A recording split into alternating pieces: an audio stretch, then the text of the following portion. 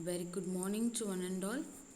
So this is your class on solid state drives. So which has a subject code as EE8601, and this is your unit 3. And in this unit 3 we are going to see about stator side control of induction motor. That is this how the speed of the induction motor can be controlled from the stator side. In your previous classes, we have been dealing about the introduction of induction motor and its speed and the types of controlling your induction motor. So on the stator side as well as on the rotor side. So we have seen about various types, how the speed of the induction motor can be controlled both from the stator side as well as from the rotor side. So specifically today we will see about how the speed of the induction motor can be controlled from the stator side. Okay, so what are the types that will cover in the stator side controlling of speed? So first one is a controlling by supply voltage. Okay, so in first we can control the speed by controlling the supply voltage. So next one is by controlling the voltage per frequency control, or otherwise it is called as frequency control. Okay, so next one is by changing the number of stator poles. Okay, then finally by adding rheostats in the stators.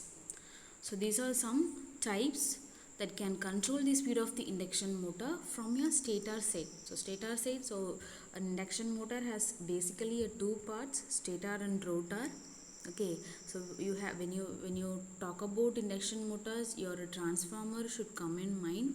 So your primary side of your transformer is similar to stator of your induction motor, and your secondary part of your transformer is similar to the rotor part of the induction motor. Okay, so the first type in controlling the speed is by controlling supply voltage. Let us see how can we control by controlling the supply voltage. So see here, so before you give that supply to the induction motor, so either single phase or three phase, that supply has to be controlled and then should be given to the supply. So for controlling that supply, okay, for controlling that supply, this supply has to be controlled and then given to the induction motor. Okay, so this is achieved by a pair of thyristors. Okay, this pair of thyristor will be able to control the speed with the help of what? By controlling the firing angles of these thyristors, the voltage of the induction motor can be controlled. See here, in case of three-phase induction motor, there are three pairs of thyristors are required, which are connected back to back, and each pair consists of two thyristors. Okay, the diagram shows the stator control of three-phase induction motor by thyristor voltage controller. So nowadays we use thyristor voltage controllers to control the induction motor speed, like fan. Okay, then induction motors that are used in pumping devices, okay, like etc. That each pair of thyristor controls the voltage of a phase. This is a single phase, one phase, two phase, and three phase. So R, Y, B, likewise. Okay, so each pair of thyristors controls the voltage of the phase to which it is connected. The speed control is obtained by varying the conduction period of the thyristor. So for low rating power rating, the back-to-back thyristor is replaced with triog. Okay, another switching device, another power electronic switching device, or another solid state switching device, which will be replaced for thyristor. Okay. Your next type of controlling your speed of induction motor is by varying the variable frequency, or by varying the frequency. So this frequency, how it has been obtained is that, change in speed is obtained is that the speed of the induction motor ns is equal to 120 f by p. So that is your equation, you might have studied in your classes. So when you increase the frequency, you can also increase the speed of the induction motor. So because the speed and frequency are directly proportional. So in another case, so in the voltage, the stator voltage is equal to 4.44 k into f5 into torque. So also from the torque equation, that the frequency is directly proportional to the voltage. So when you vary the frequency, your voltage will vary. So when actually the voltage varied, your speed of the machine will vary. So this is the concept that has been behind this variable frequency control. Therefore, if the supply frequency is changed, induced EMF will also change to maintain the air gap flux. So you have to maintain the air gap flux between the stator and the rotor. Okay, the terminal voltage V1 is equal to the induced EMF E1 if stator voltage drop is neglected, and therefore in order to maintain the losses and to avoid saturation, the motor is operated at the rated air gap flux. So this condition is achieved by varying the terminal voltage with the frequency, and so as to maintain the V by F ratio constant at the rated value. This type of control is known as constant volts per Hertz method. Okay, so how this voltage frequency can be achieved? So it can be obtained by converters, that is called voltage source inverters, current source inverters, and cycloconverters. So what is an inverter is that it is a inverter is a fixed voltage DC to a inverter converts a fixed voltage DC, okay, fixed DC voltage to a fixed or variable AC with variable frequency. Okay, so I will tell how it will do. Then what is cycloconverter is that it converts the fixed voltage and fixed frequency AC to a variable voltage and variable frequency AC.